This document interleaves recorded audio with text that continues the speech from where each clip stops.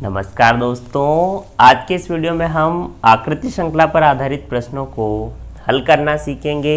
इस प्रकार के प्रश्नों में हमें कुछ प्रश्नाकृति दी गई होती है जो निश्चित क्रम में होती है। हमसे पूछा जाता है कि यदि श्रृंखला का क्रम जारी रहे तो प्रश्नवाचक चिन्ह के स्थान पर दी गई उत्तर आकृतियों में से कौन सी आकृति आएगी। प्रश्नाकृति को देखने से स्पष्ट है कि प्रत्येक अगले वृत्त में एक भुजा घड़ी की विपरीत दिशा में जुड़ती जा रही है, तो इस आने वाली आकृति में एक और भुजा इस कोने पर जुड़ जाएगी जो विकल्प ए की तरह दिखाई देगी। तो विकल्प ए हमारे इस प्रश्न का उत्तर होगा। इस प्रकार के प्रश्न किसी निश्चित पैटर्न पर आधारित होते हैं। हम एक एक करके सभी पैटर्न देखते हैं। पहला है आकृतियों का घूर्णन। इस पर आधारित प्रश्नों में आकृतियों को घड़ी की दिशा या घड़ी की विपरीत दिशा में घुमाया जाता है।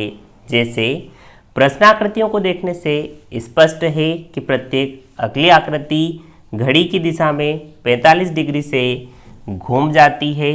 तो जब हम इस आकृति को घड़ी की दिशा में 45 डिग्री से घुमाएंगे तो यह विकल्प बी और डी की तरह दिखाई देगी। लेकिन प्रत्येक अगली आकृति में सिर के ऊपर की डिज़ाइन बदल जाती है, लेकिन उसके नीचे वाले भाग में कोई परिवर्तन नहीं हो रहा है। तो विकल्प बी हमारे इस प्रश्न का उत्तर होगा। अगला है दर्पण प्रतिबिंब। इस पर आधारित पूछे जाने वाले प्रश्नों में कोई भी दो आकृति एक दूसरे की दर्पण प्रतिबिंब होती है। जैसे जब हम दर्पण को यहाँ रखेंगे और इस आकृति का दर्पण प्रतिबिंब बनाएंगे तो हमें ये आकृति प्राप्त हो जाएगी। उसी प्रकार जब हम दर्पण को यहाँ रखेंगे और इस आकृति का दर्पण प्रतिबिंब बनाएंगे तो हमें विकल्प ए प्राप्त हो जाएगा। ये हम देख चुके हैं कि जब हम किसी आकृति का दर्पण प्रतिबिंब बनाते हैं तो पास वाला भाग पास में आ जाता है, दूर वाला भाग दूर चला जाता है। अगला है स्थानांतरण। इसमें आकृतियाँ अपना स्थान बदल लेती है। जैसे ये प्रश्न बार बार परीक्षा में पूछा जाता है। यहाँ प्रश्न आकृतियों को देखने से स्पष्ट है कि इस वाली आकृति में आकृतियाँ विकर्णतः एक दूसरे से स्थानांतरित हो रही है। मतलब ये वाली आकृति यहाँ आ जाएगी, ये वाली आकृति यहाँ आ जाएगी, ये वाली आकृति यहाँ आ रही है और ये वाली आकृति यहाँ आ रही है। इस वाली आकृति में ऐसा हो रहा है। अब इस आकृति को देखिए, यहाँ पर आकृतियाँ घड़ी की दिशा में एक एक भुजा आगे बढ़ रही है। मतलब ये वाली भुजा यहाँ आ जाएगी, ये वाली भुजा यहाँ आ जाएगी। इस वाली आकृति में ऐसा हो रहा है। फिर देखिए इस आकृति में क्या हो रहा है कि आकृतियाँ पुनः एक दूसरे से विकर्णतः स्थानांतरित हो रही है। मतलब ये वाली आकृति यहाँ आ जाएगी, ये वाली आकृति यहाँ आ जाएगी, ये वाली आकृति यहाँ आ जाएगी और ये आकृति यहाँ आ जाएगी। यहाँ पर ऐसा हो रहा है। मतलब यहाँ प्रश्न आकृतियों को देखने से स्पष्ट है कि आकृतियाँ पहले विकर्णतः एक दूसरे से स्थानांतरित हो रही है, फिर घड़ी की दिशा में एक एक भुजा आगे बढ़ रही है, पुनः इनका विकर्णतः स्थानांतरण होगा, फिर से यह घड़ी की दिशा में आगे बढ़ेगी।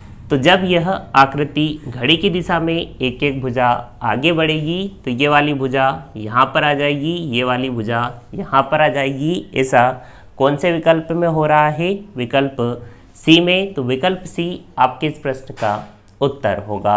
अगला है छोटी एवं बड़ी आकृति। इसमें आकृतियों का आकार बदल जाता है। जैसे प्रश्नाकृतियों को देखने से स्पष्ट है कि प्रत्येक अगली आकृति में अंदर वाली छोटी आकृति बाहर आकर बड़ी हो जाती है और उसके अंदर नई आकृति आ जाती है।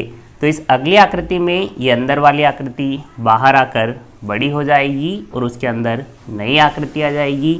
तो यहाँ आने वाली आकृति में ये अंदर वाली छोटी आकृति बाहर आकर बड़ी हो जाएगी। तो ये विकल्प ए की तरह दिखाई देगी और इसके अंदर नई आकृति आ जाएगी। तो विकल्प ए हमारे इस प्रश्न का उत्तर होगा। अब हम इन कॉन्सेप्ट पर आधारित कुछ प्रश्न हल करते हैं। जैसे प्रश्नाकृति को देखने से स्पष्ट है कि प्रत्येक अगली आकृति में वृत्त से लगी हुई छोटी छोटी आकृतियाँ घड़ी की विपरीत दिशा में 90 डिग्री से आगे बढ़ जाती है। मतलब ये वाली आकृति यहाँ पर आ जाएगी, ये वाली आकृति यहाँ पर आ जाएगी। इस आकृति में ऐसा हो रहा है। साथ ही ऊपर वाली आकृति को काला कर दिया जाता है।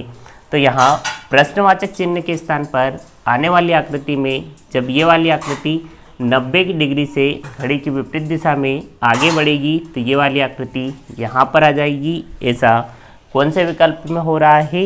विकल्प ए और डी में। लेकिन साथ ही इस आकृति को काला भी कर दिया जाता है। तो ऐसा कौन से विकल्प में हो रहा है? विकल्प डी में। तो विकल्प डी आपके इस प्रश्न का उत्तर होगा। अब हम अगला प्रश्न देखते हैं।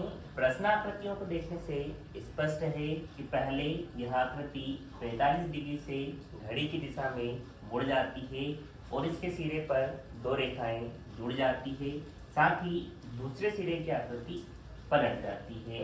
फिर इस आकृति में यह 90 डिग्री से घड़ी की दिशा में पलट जाती है और इस पर दो रेखाएं जुड़ जाती है। साथ ही दूसरे सिरे की आकृति पलट जाती है।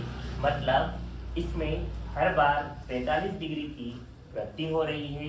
तो इस आने वाली आकृति में यह 145 डिग्री से घूम जाएगी। जब हम इस आकृति को 145 डिग्री से घुमाएंगे तो यह विकल्प सी की तरह दिखाई देगी। लेकिन चूंकि इसके दूसरे सिरे की आकृति पलट रही है तो यह विकल्प बी की तरह दिखाई देगी। तो विकल्प बी आपके इस प्रश्न का उत्तर होगा।